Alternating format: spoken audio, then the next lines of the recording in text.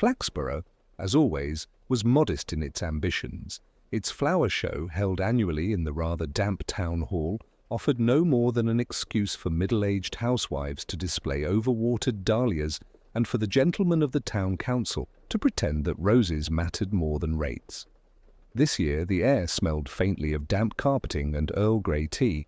The walls were papered with bouquets of marigolds, asters, and a single, somewhat embarrassed sunflower.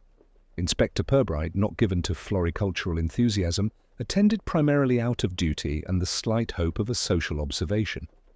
He stood near the refreshment table, a cup of tea poised in his hand like a neutral sceptre, noting the small whirlwinds of gossip that passed from one acquaintance to another. "Did you see the Johnson's vase?" murmured Mrs. Pettigrew to a circle of ladies. "Completely shattered." "I simply cannot understand such carelessness." Across the room, Mr. Wren of the council leaned over to his friend, Mr. Tibbins, whispering something about the new custodian's unfamiliarity with the hall's floorboards. All of this, as usual, Purbright catalogued with polite detachment, his mind more attuned to the subtle tensions than to the arrangements of begonias. The first oddity arrived as quietly as a dropped coin. A letter, crisp and cream-coloured, had appeared on the chair beside the secretary's table. No envelope, no indication of its origin, just a folded sheet of paper, the ink of its scrawled message slightly smudged by a careless hand. Mrs. Hargreaves, a lady of refined anxiety, noticed it first. "Good heavens!" she exclaimed, clutching her hat. "Someone's left a letter here. It's simply not proper." A small crowd gathered, murmuring their conjectures. The secretary, a nervous young man named Mr. Clapp, glanced at it, then flushed. I don't know whose it is," he stammered, fumbling with the edges. "I haven't touched it myself." Naturally, the town's imagination accelerated faster than the tea-urn could refill. "Perhaps it's a love letter," Mrs. Pettigrew suggested. To whom, I wonder? "It could be scandalous," whispered a matron, with spectacles perched precariously on her nose.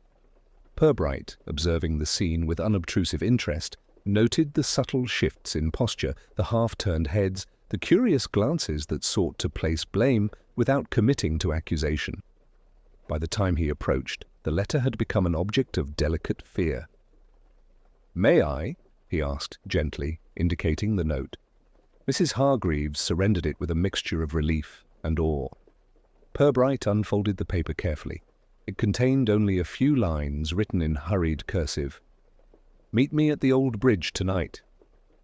There is something you must see."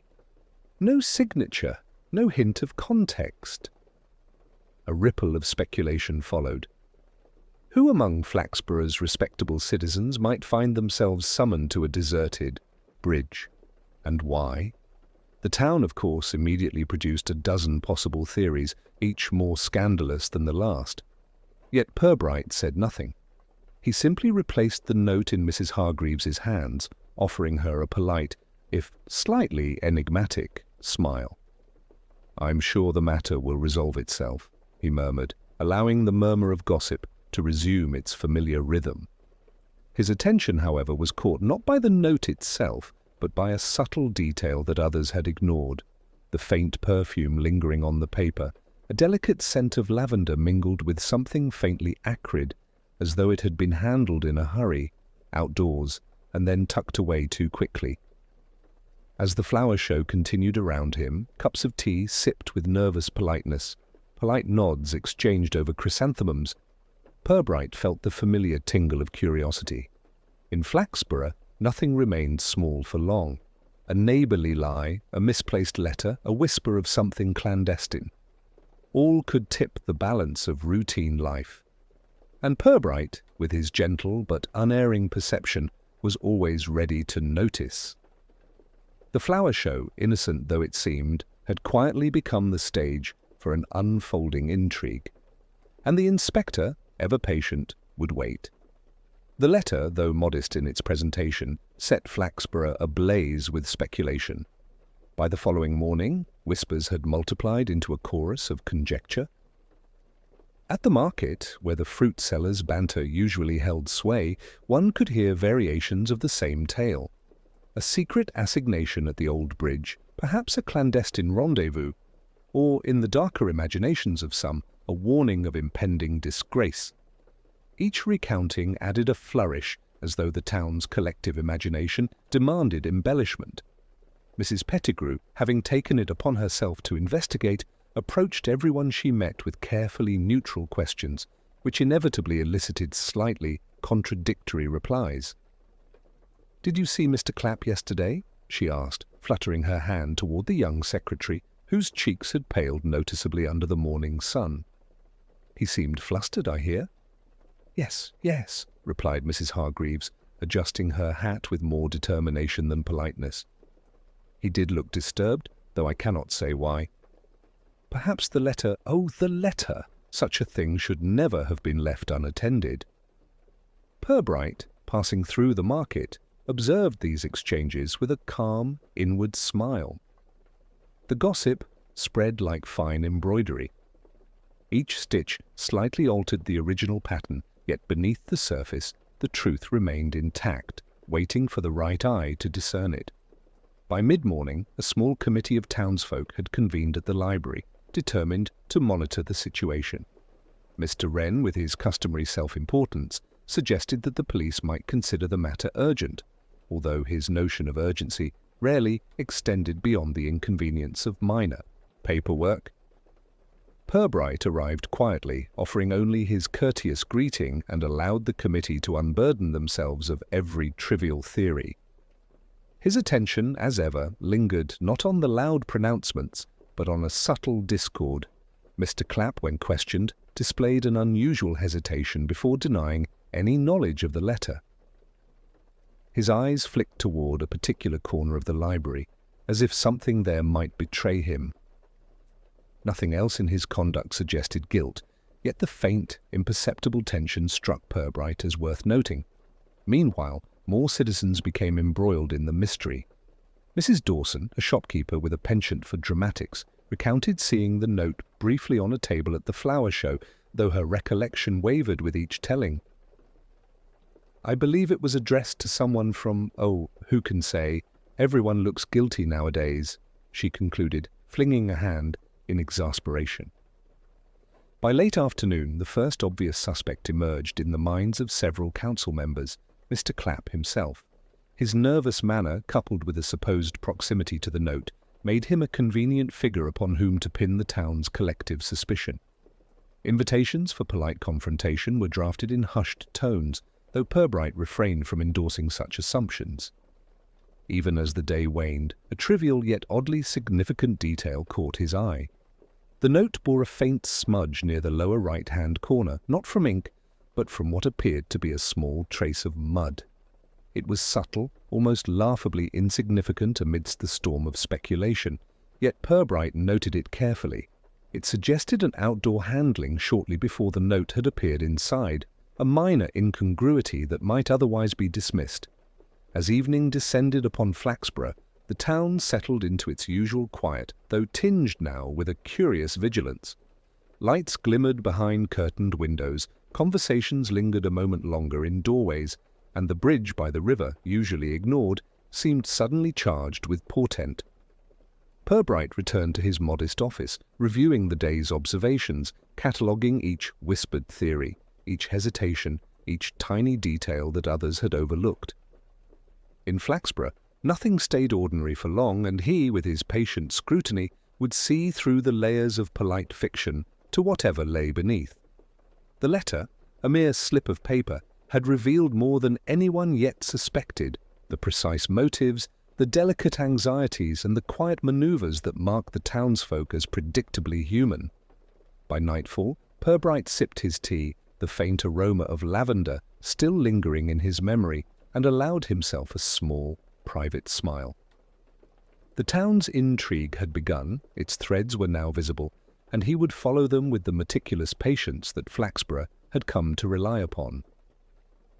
The following morning, Purbright began his quiet inquiries in earnest, approaching each conversation with the patient civility that had become his signature.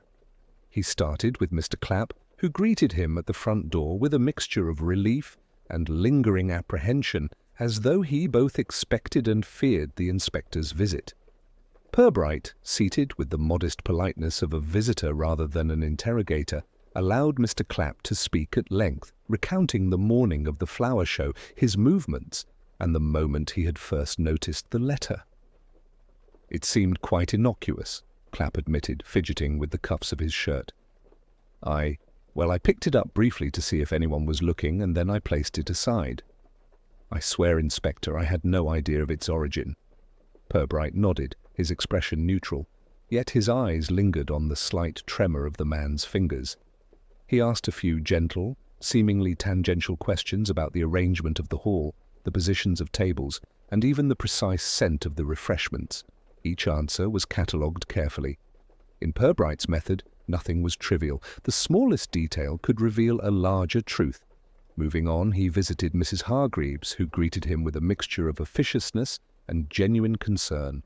She provided a meticulous account of the letter's discovery, the sequence of gossip that followed, and her own anxieties about the potential embarrassment to the town. Here, Purbright detected a curious blend of moral indignation and personal curiosity, a tension he would store for later reflection.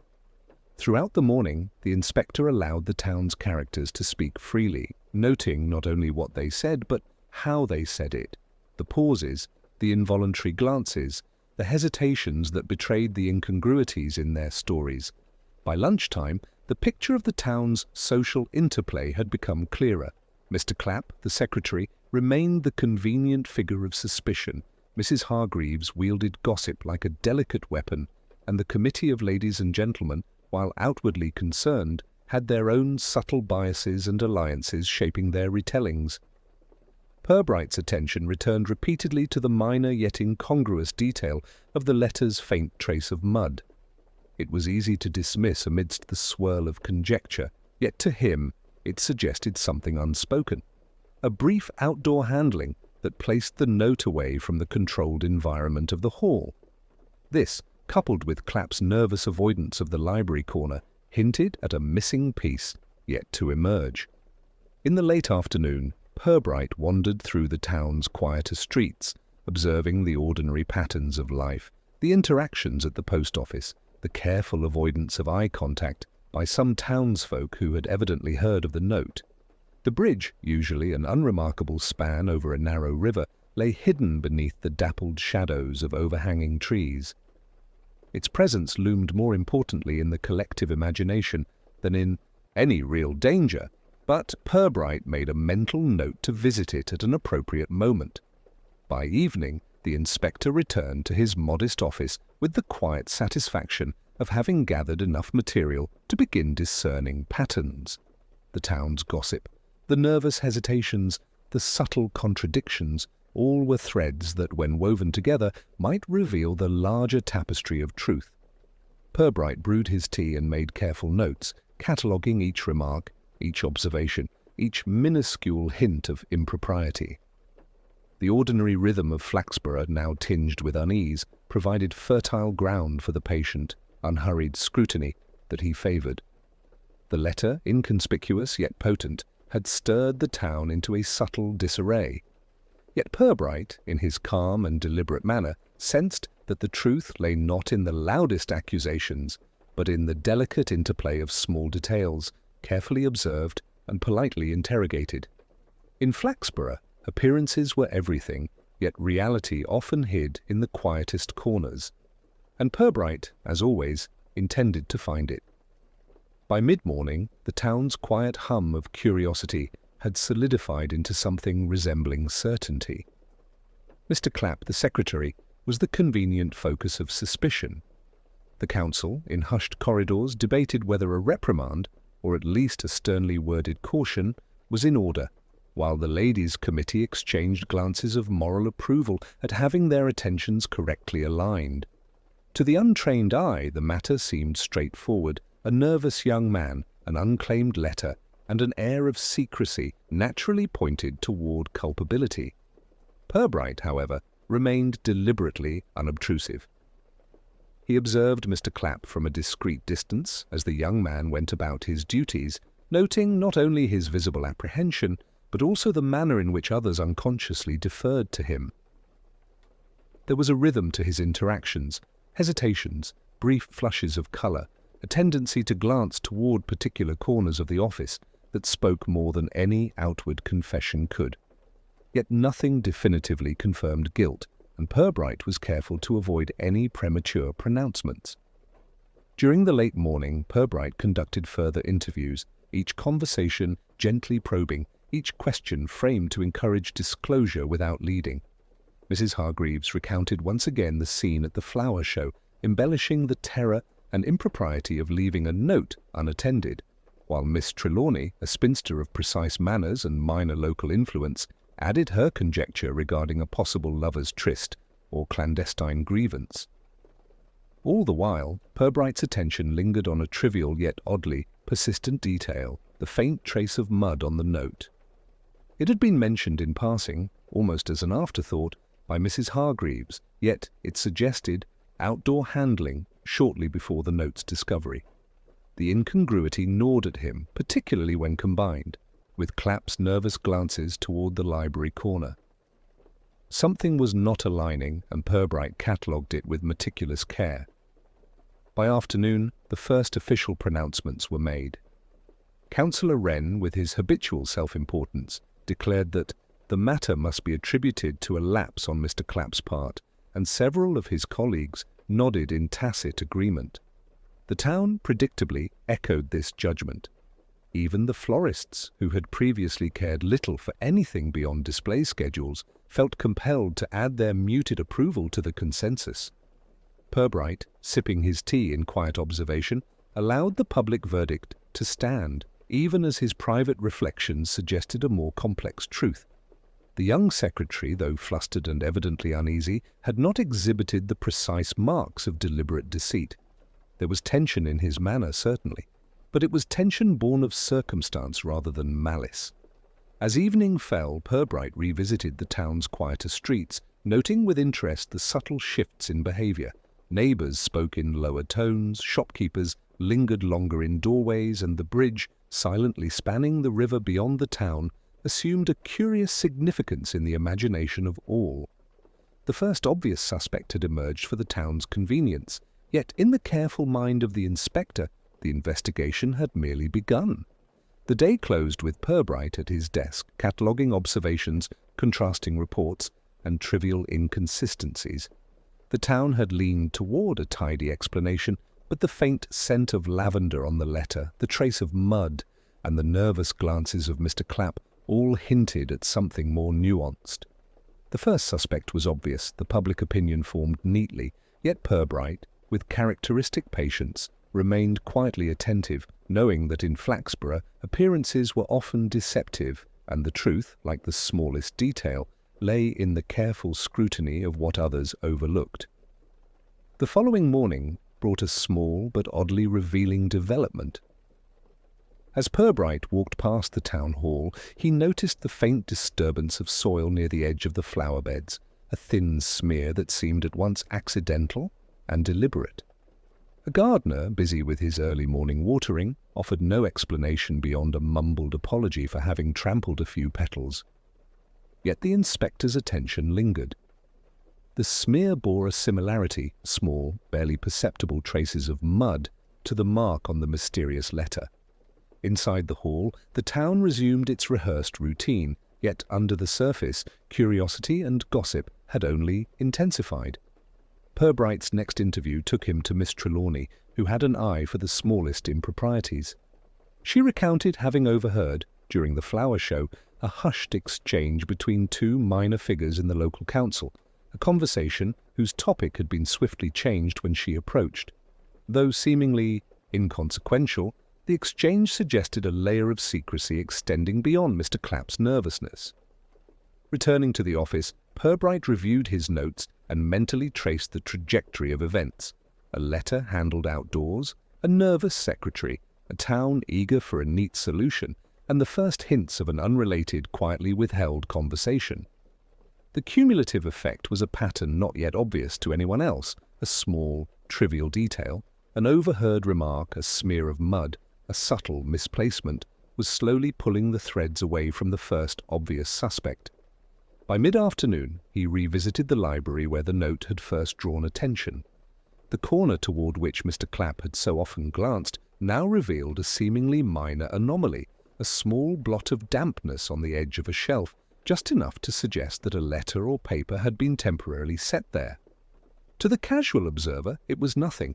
To Purbright, it hinted at an alternative handling of the note, one that might have involved someone entirely different, and whose motive would not be immediately apparent. His observations that day were punctuated by the town's polite but persistent curiosity. Shopkeepers, florists, and council members all offered snippets of information, each fragment tinged with conjecture. Purbright catalogued the inconsistencies. Mrs. Hargreaves's initial report of the note's placement differed slightly from her later recollections. Miss Trelawney's account of the whispered council exchange suggested deliberate concealment, and the gardener's accidental smear of soil aligned perfectly with the mud on the letter. Even as the town leaned toward judgment, the inspector noted quietly and almost indulgently that the first obvious suspect was beginning to seem less certain. The trivial, almost laughably insignificant details, the ones that society often overlooked, were steadily realigning the narrative. By evening, Purbright sat at his desk with tea and a notebook, tracing the pattern of small clues, connecting each observation with meticulous care.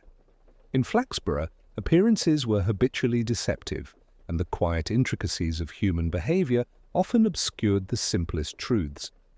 The letter, a modest slip of paper, had revealed not a single act of malice, but a complex choreography of small motives, petty anxieties, and carefully concealed movements.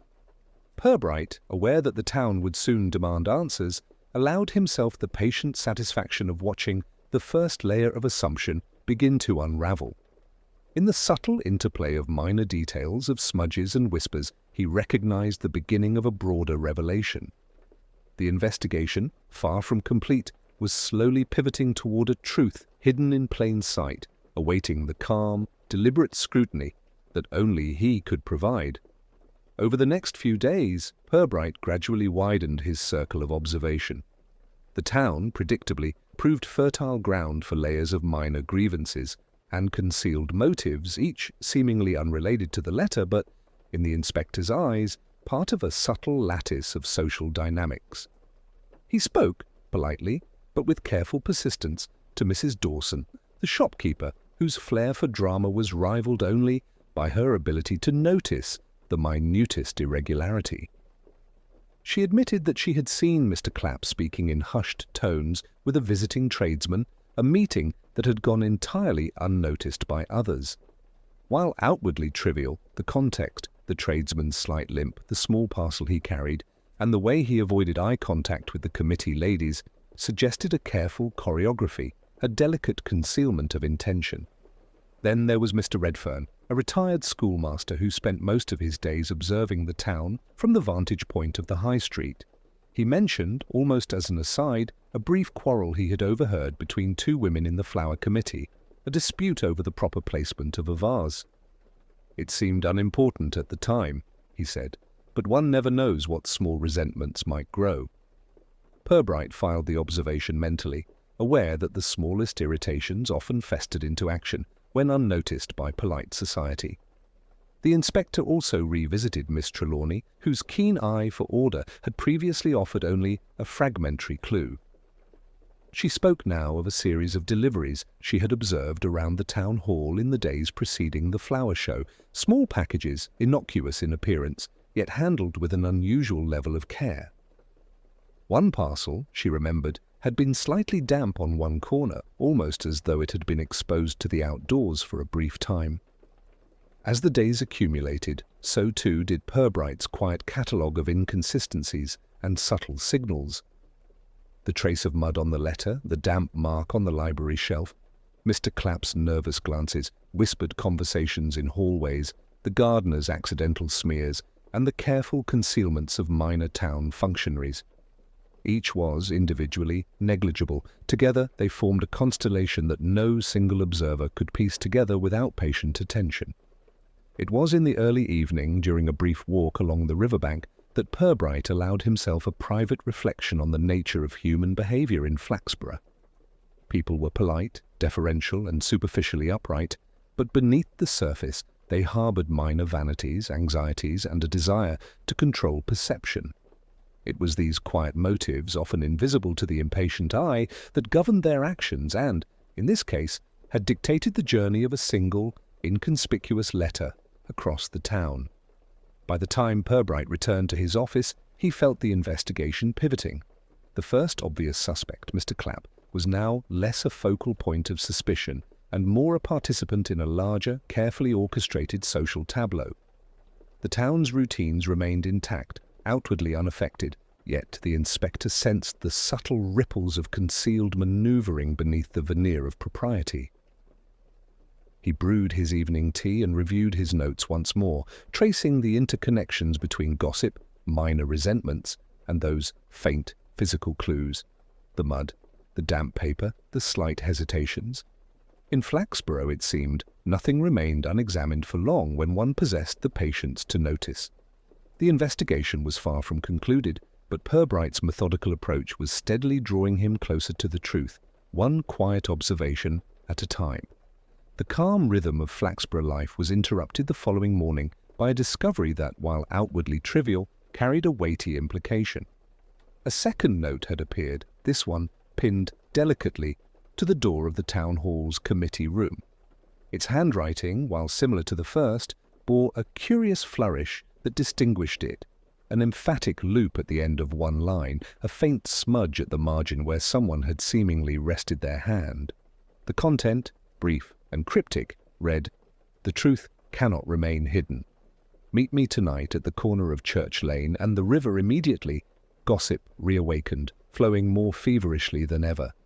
The town speculated on hidden lovers, imagined grievances, or imagined attempts at blackmail. Some recalled the first letter, others suggested an altogether new drama. Councillor Wren, in particular, took to the idea of urgency with his characteristic flourish, muttering to anyone within earshot that something beyond trifles is afoot. Purbright, however, moved with his usual calm observation.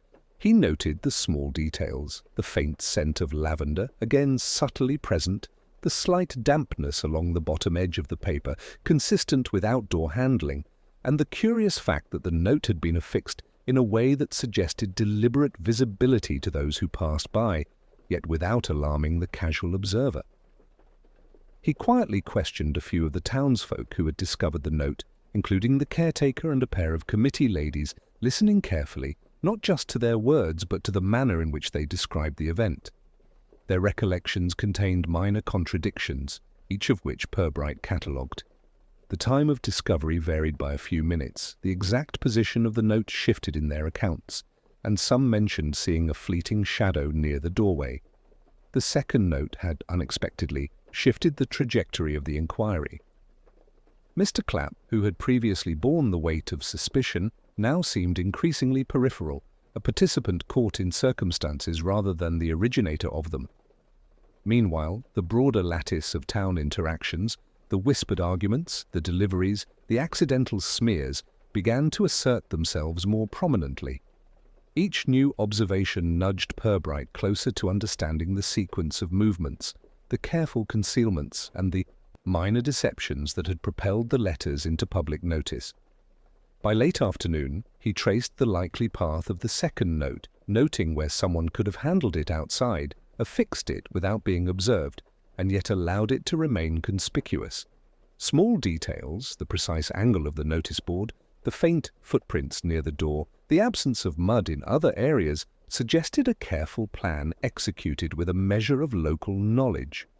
Purbright, with his patient scrutiny, began to see a pattern emerging that contradicted the town's initial assumption. This was no random act by a nervous secretary, but the deliberate intervention of someone attuned to Flaxborough's rhythms and human tendencies. The town's social equilibrium, though superficially undisturbed, had subtly shifted. Eyes lingered longer on doorways, conversations carried an undertone of speculation, and the familiar lanes seemed momentarily charged with unspoken expectation. Purbright, aware of these changes, allowed himself a private satisfaction in observing how the town's collective imagination had elevated minor events into matters of considerable intrigue. As evening approached, he considered the next step: careful placement of a test, a polite but deliberate question or encounter that might provoke a telling reaction. The second note had created an opportunity to observe human behavior under pressure, and Purbright, with his customary patience, intended to exploit it with the least possible disruption to the town's fragile sense of order.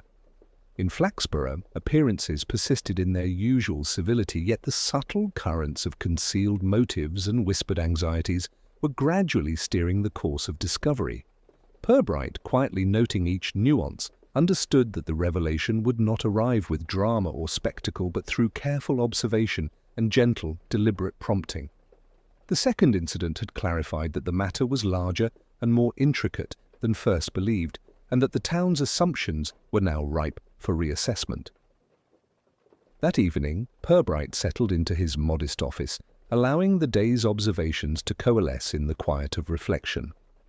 The letters, small as they were, had revealed more than the town could admit. The nervousness of Mr. Clapp, the whispered exchanges among committee members, the careful handling of parcels and notes, all pointed to a subtle choreography of human behavior that thrived beneath Flaxborough's orderly surface. He considered each individual in turn. Mr. Clapp, though outwardly the obvious suspect, had displayed only circumstantial signs of involvement, hesitation, nervous glances, and a faintly defensive manner. Nothing indicated deliberate malfeasance. Mrs. Hargreaves, with her moral anxiety, had exaggerated details in her recounting, yet her observations remained largely reliable regarding timing and placement. Miss Trelawney's attention to minor deliveries had provided a pattern of care, almost obsessive, in the handling of documents. Even the gardener, whose accidental smear of mud had initially seemed trivial, had contributed a crucial physical clue linking the outdoor handling of the first note to its indoor appearance. Purbright reflected on the wider human tendencies at play.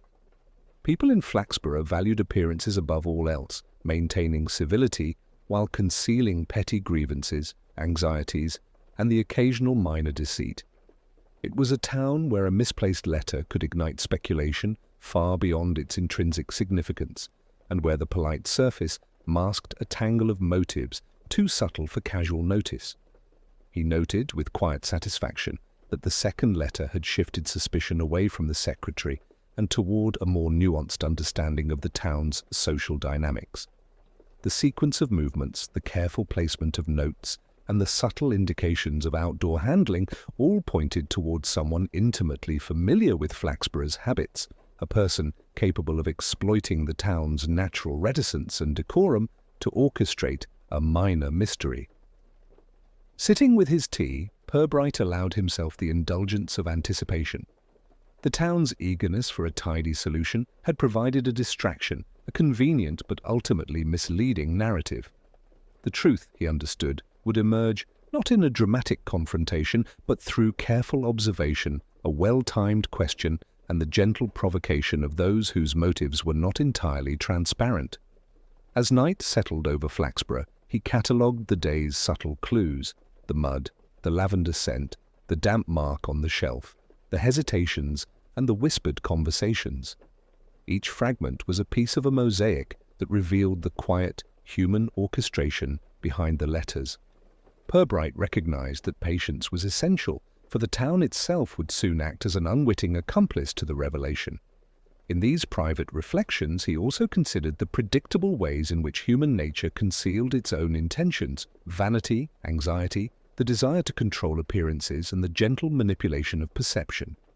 All of these forces had intersected in the seemingly trivial incident of a letter left at a flower show. In Flaxborough, nothing remained truly trivial for long, and the inspector, as ever, observed with patience, ready to discern the hidden currents beneath the polite surface. By the time he rose to retire for the evening, Purbright had formed a quiet plan, a gentle, deliberate test that would elicit the essential truth not by force or accusation, but by observing the reactions of those most entwined in the mystery. The path was clear: The next day would provide the opportunity to set it into motion. The following morning, Purbright arrived at the library with an air of deliberate calm, aware that the day offered the opportunity to observe reactions with subtle precision.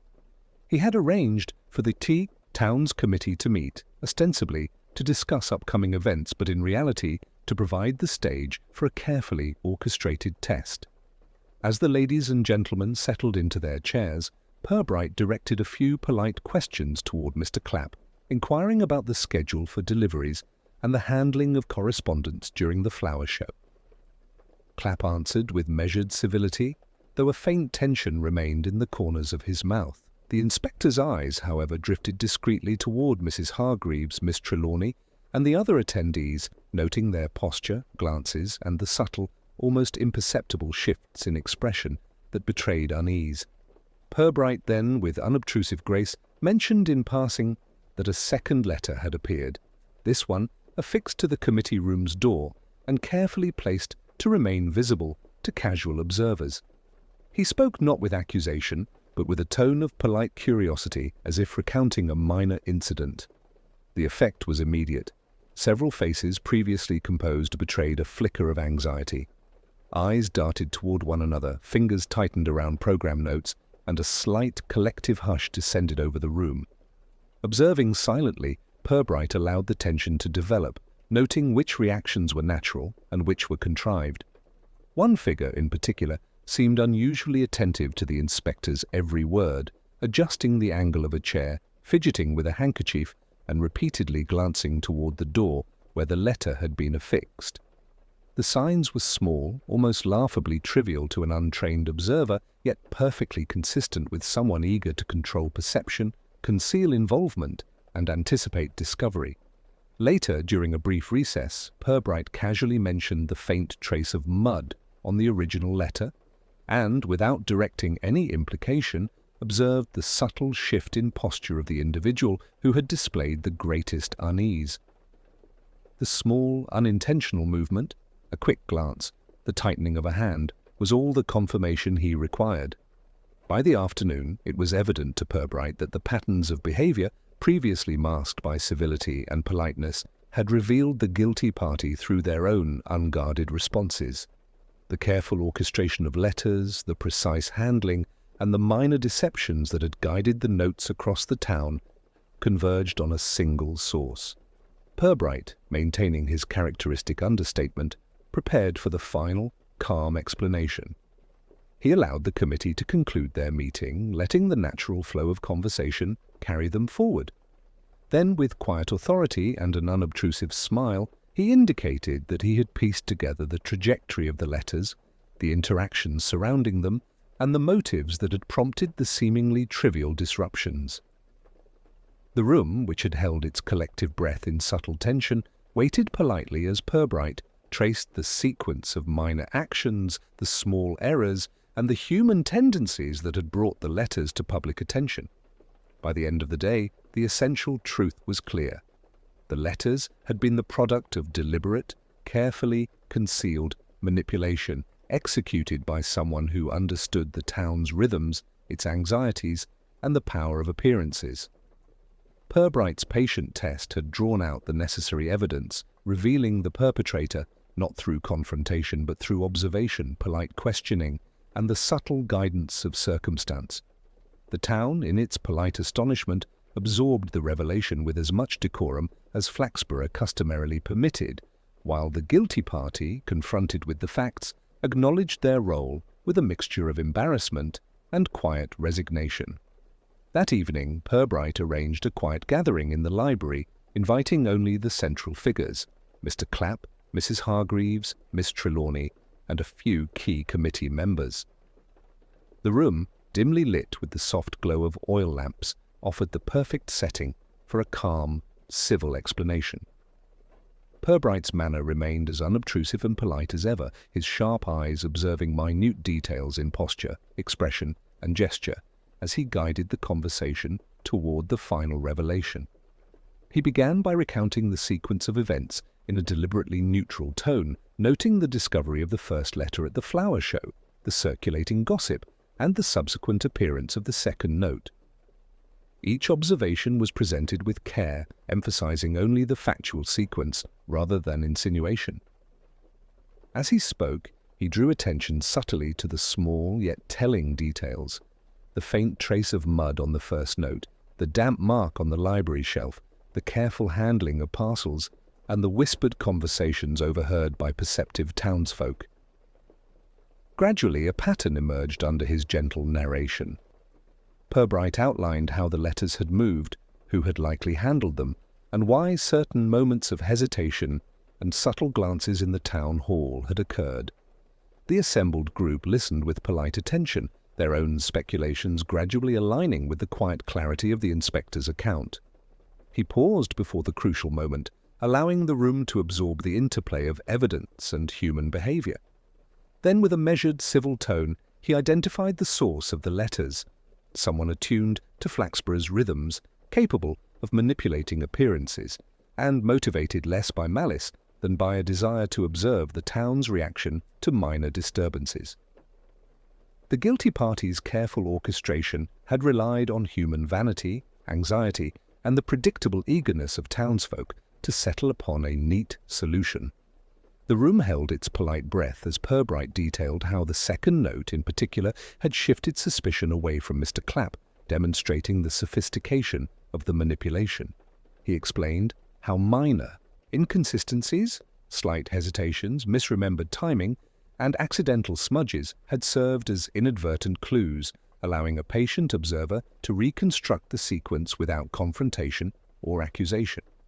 When the explanation concluded, a quiet acknowledgement passed through the room. Mr. Clapp, relieved, yet still slightly embarrassed, received polite apologies from the committee. The guilty party, confronted with the clarity of observation and reasoning, admitted their role with understated contrition. There was no dramatic confession, no spectacle, merely the calm satisfaction of order restored and the subtle recognition of human foibles laid bare. Purbright concluded with gentle remarks on human behavior in small towns, the interplay of vanity, anxiety, and appearance, the way minor disturbances can illuminate concealed motives, and the quiet triumph of observation over rumor.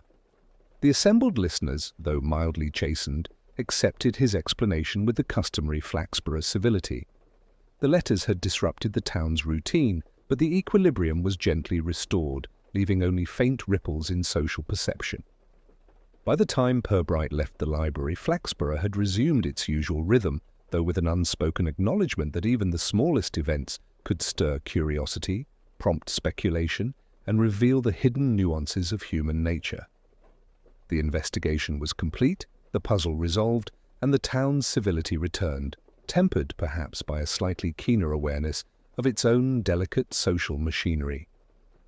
In the days that followed, Flaxborough settled back into its habitual rhythm, though with the faintest tremor of awareness beneath the surface. Shopkeepers arranged their displays with the same meticulous care, council meetings proceeded with their customary decorum, and the flower beds bloomed as predictably as the town's social routines permitted. Yet there was a subtle difference, an unspoken acknowledgement that minor disturbances handled with care could reveal hidden motives and quietly disrupt the neat facades of civility. Mr. Clapp returned to his duties with relief, the weight of misplaced suspicion lifted, though his glances remained slightly more attentive, as though to reassure himself that the town's scrutiny had passed.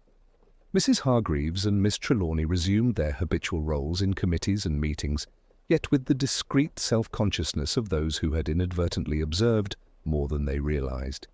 Even Councillor Wren, whose inclination to declare judgments had previously dominated conversations, found himself a touch more circumspect in his pronouncements. Purbright, for his part, returned to the quiet routine of paperwork, cataloguing the notes, observations, and minor behavioral cues that had led to the resolution of the matter.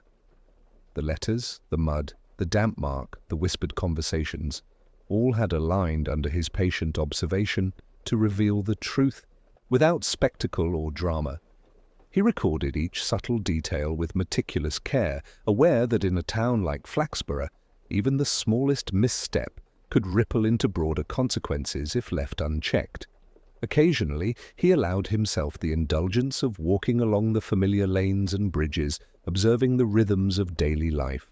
the shopkeepers greeting one another with measured politeness, children chasing each other across the green, and the occasional elderly resident lingering over the details of a hedge or flower bed.